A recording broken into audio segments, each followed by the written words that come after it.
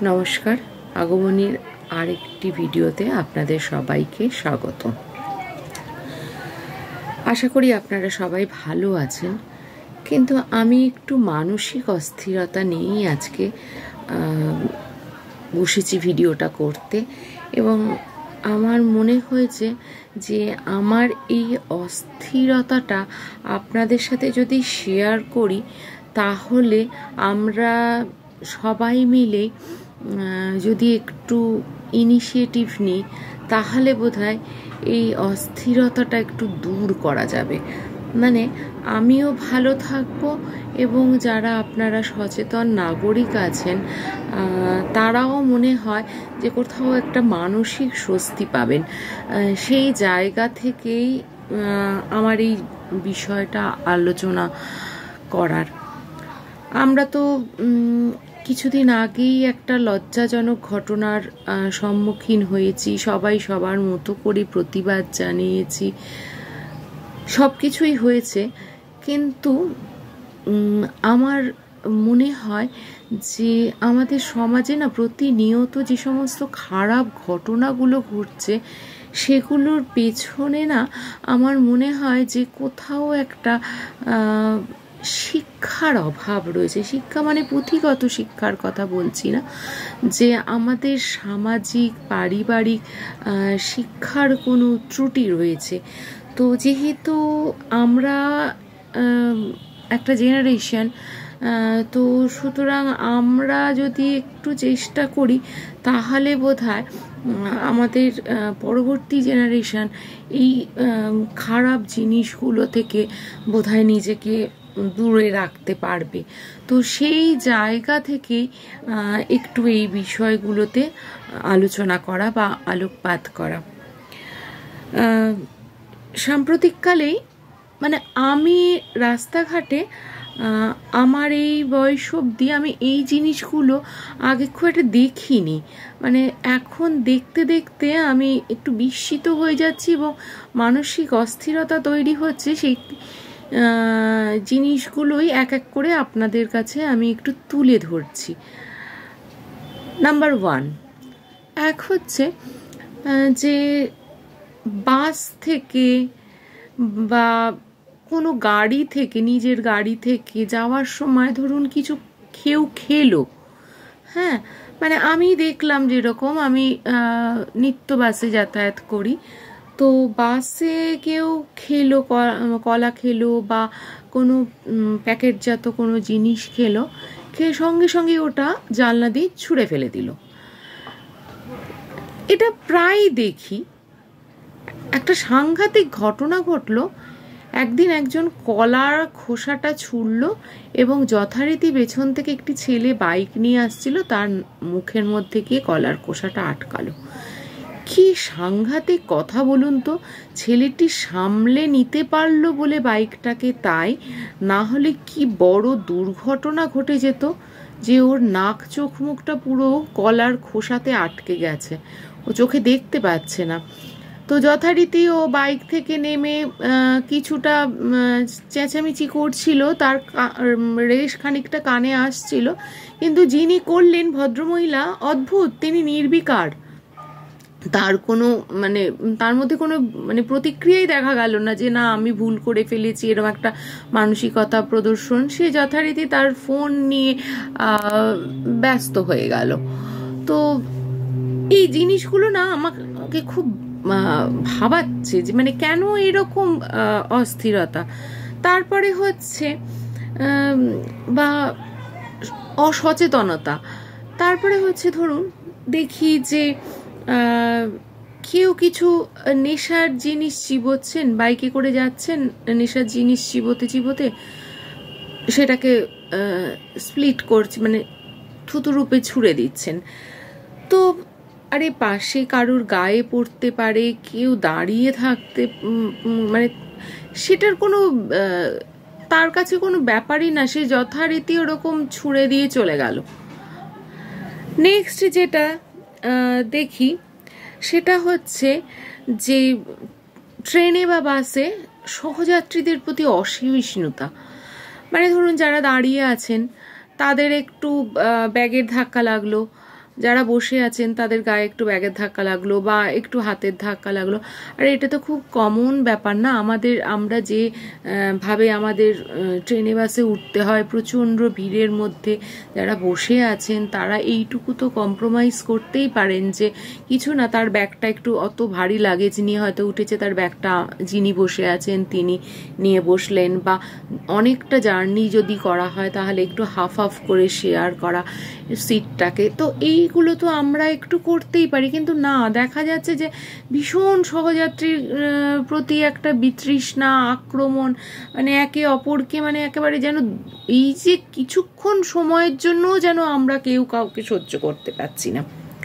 তারপরে আরেকটা দেখি যে যেটা আমরা ছোটবেলায় করেছি, মানে যখন 19-20 বছর বয়স ছিল, এখনও চেষ্টা করি করতে, যে বড় বয়সে বড় দেখলে তাদের সিটটা ছেড়ে দেওয়া, দিয়ে আমরা দাঁড়িয়ে তাকে বসতে দেওয়া। এই রকম বিষয়টা তো উঠে গেছে বহুদিনই, কিন্তু এখন যেটা দেখছি, মানে আমার কিছু শারীরিক সমস্যা আছে যে কারণে আমি বেশিক্ষণ দাঁড়াতে পারি না। তো একটি মেয়ে আমার পেছনের দিকে সিটে বসেছিল, একজন একদম বয়স্ক থুরথুরে মানে বৃদ্ধা। তো তিনি দাঁড়িয়ে আছেন, তাকে সিটটা সে ছাড়ার প্রয়োজনই বোধ করছে না, কানে ইয়ারপিস দিয়ে সে শুনে যাচ্ছে। তো আমার চোখ যেতে আমি তাকে ডাকলাম, উনি বহু কষ্টে পেছন দিক থেকে সামনের দিকে আসলেন এবং আমি তাকে যথারীতি সিটটা ছেড়ে দিলাম। তারপরে উনি ওনার গন্তব্যস্থানে পৌঁছে যাওয়ার পর উনি নেমে গেলেন, আমি আবার আমার জায়গাটাতে বসলাম। তো এইগুলো কেন হবে এটা না আমি ঠিক বুঝতে পারছি না। এটা কি আমরা আমাদের পূর্বসূরি থেকে সঠিক শিক্ষা পাচ্ছি না বলে হচ্ছে, নাকি আমরা সেই শিক্ষাটাকে গ্রহণ করছি না বলে হচ্ছে, মানে এটা না ঠিক বুঝতে পারছি না আমি। সেই কারণেই আপনাদের সহায়তা আমি চাইছি। তারপর যেটা হলো, আর একটা ঘটনার কথা বলি। এটা হলো যে আমরা খুব সহজেই দেখতে পাই যে দুজন গাড়ির চালকের মধ্যে ঝগড়া, এটা খুব কমন ব্যাপার আমাদের দেশে।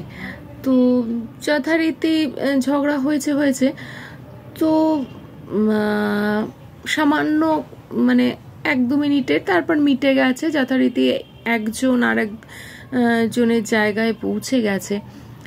তারপরে দেখা গেল একটি নির্দিষ্ট স্থানে, আমি খুব সঙ্গত কারণেই নামটা বলছি না, তো ওখানে পৌঁছে যাওয়ার পর আমি যে বাসটিতে ছিলাম সেই বাসটির ড্রাইভার এবং কন্ডাক্টরকে নামিয়ে তার সম্প্রদায়ের লোকজনকে নিয়ে অসম্ভব অমানসিকভাবে মারধর করা হলো। এবং মানে এক্ষেত্রে আমি দেখলাম মানে তাদের ভয়ে ট্রাফিক পুলিশ অবধি পৌঁছতে পারছে না সেখানে, এবং সেই সম্প্রদায়ের মহিলারা এসে সেই ড্রাইভার এবং কন্ডাক্টরকে বাঁচায়।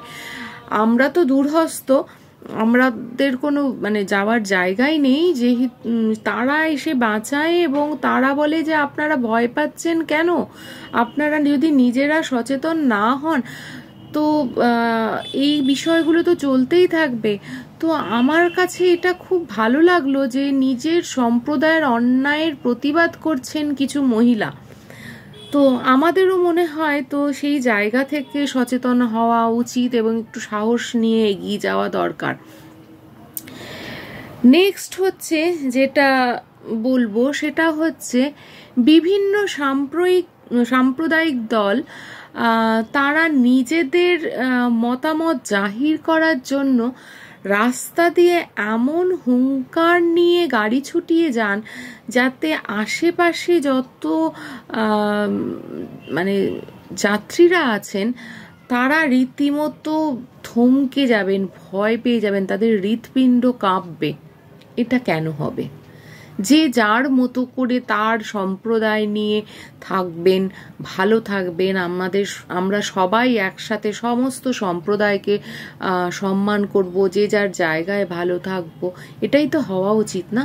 কিন্তু একে অপরকে কেন ভয় দেখাবো, এটা আমার মনে হয় ঠিক নয়। তো সেই জায়গা থেকেই আমার এই কথাগুলো আপনাদের সাথে শেয়ার করা।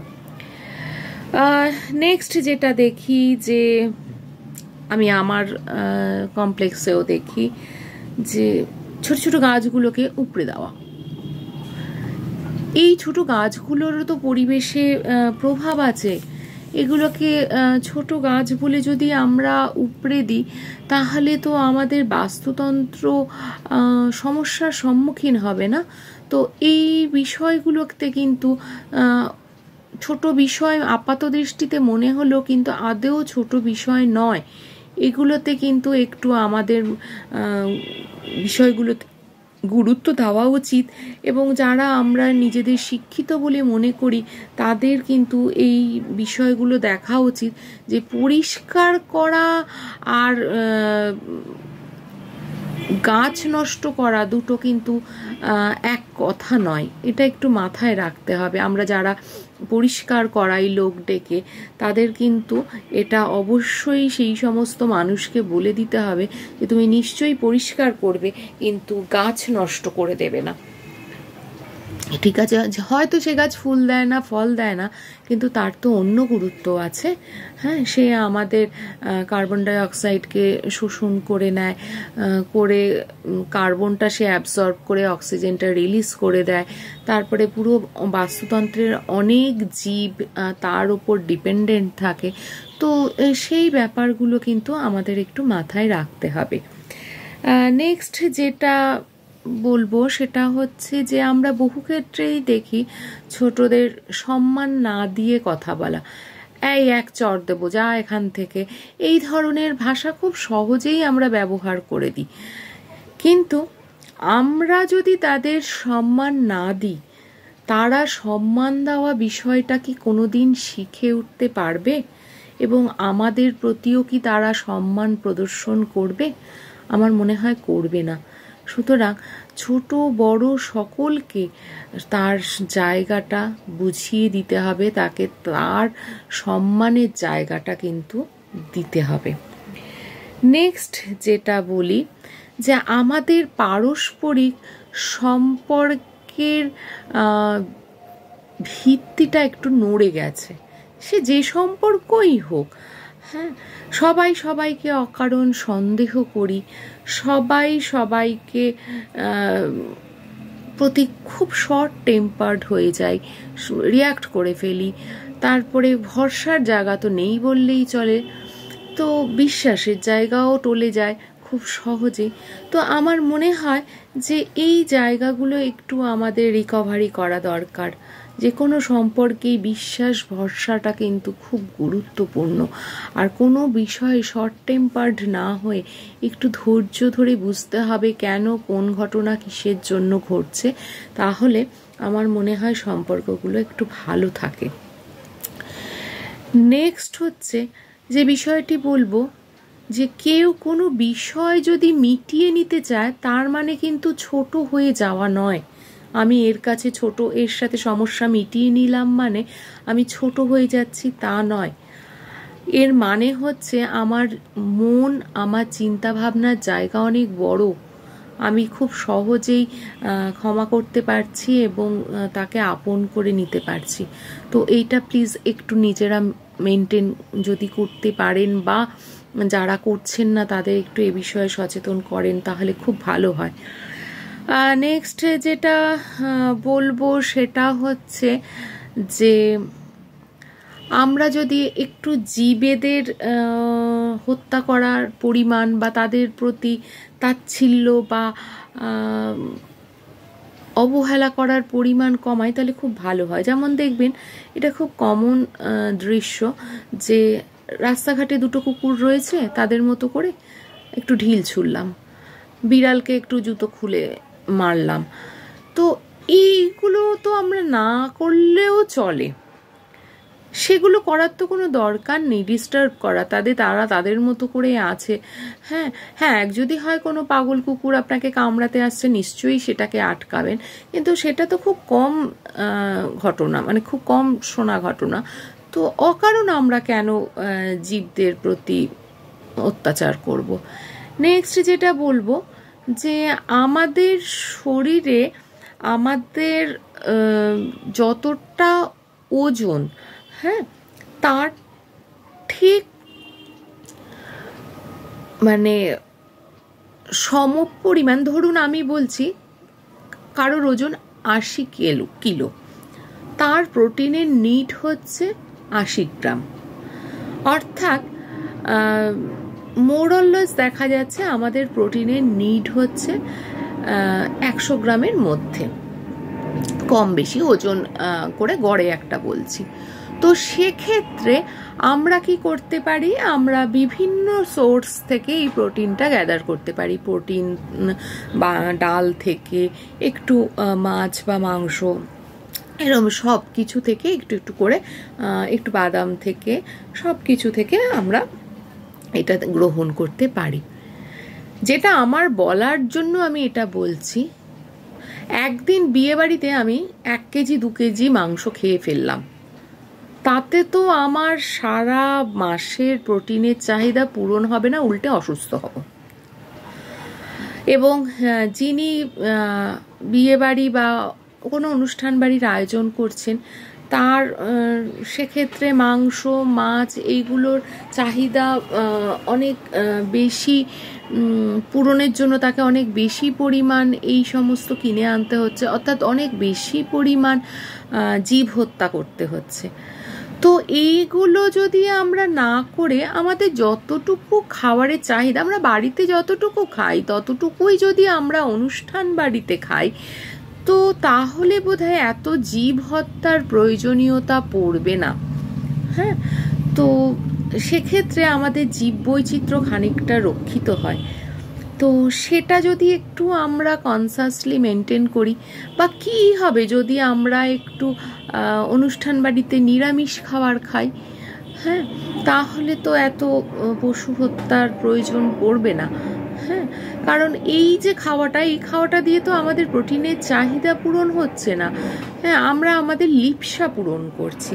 তাই আমার মনে হয় যে এই জিনিসগুলো একটু আমাদের সচেতন থাকা দরকার।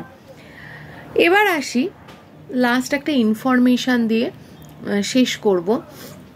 সেটা হচ্ছে যে ফিলিপ ব্যারেট 2022 মে একটি পেপার পাবলিশ করেন, social unrest is rising adding two risk for global economy. সেখানে তিনি বলেছেন 2019 থেকে 2022 মধ্যে সামাজিক অস্থিরতা বেড়েছে 3%, এবং এই 3% বাড়ার কারণে সামাজিক অবনতি তো ঘটছেই, তার সাথে কিন্তু অর্থনীতি এবং পরিবেশের ওপরও গুরুতর প্রভাব পড়ছে। তাই প্লিজ অস্থিরতা দূর করুন, মানসিক শান্তি আনুন, সবাইকে ভালো রাখুন, সমাজের শান্তি আনুন, সচেতন হন। একটু মানিয়ে গুছিয়ে চললে সম্মান নষ্ট হয় না, উল্টে সম্মান বাড়ে। অনেক মানুষ, দূরের মানুষ দেখবেন আপনার কাছে চলে আসবে।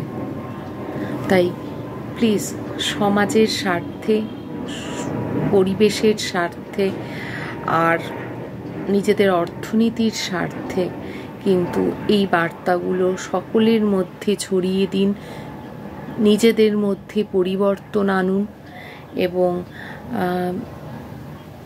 যারা নতুন আমাকে দেখছেন তারা সাবস্ক্রাইব করুন। কিছু অস্থিরতার কথা যদি আপনাদেরও থাকে, জানা থাকে, তাহলে কমেন্টে শেয়ার করুন। নমস্কার, আজকে এই অবধি, আর কিছু বলতে পারছি না এত অস্থিরতার কথা বলার পর।